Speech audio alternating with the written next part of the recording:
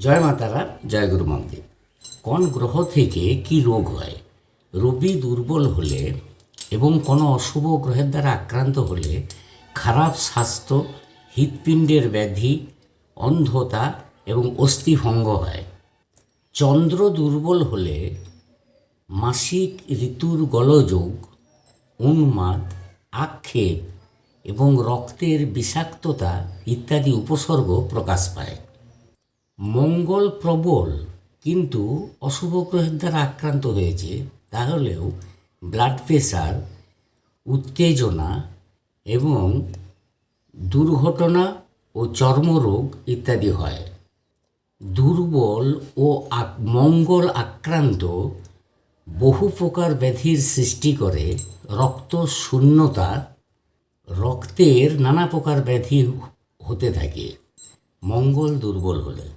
তোমাদের পাশে আছি, সকলে ভালো থেকো। আমার ভিডিও ভালো লাগলে পাশে থেকো। রাধা রাধা।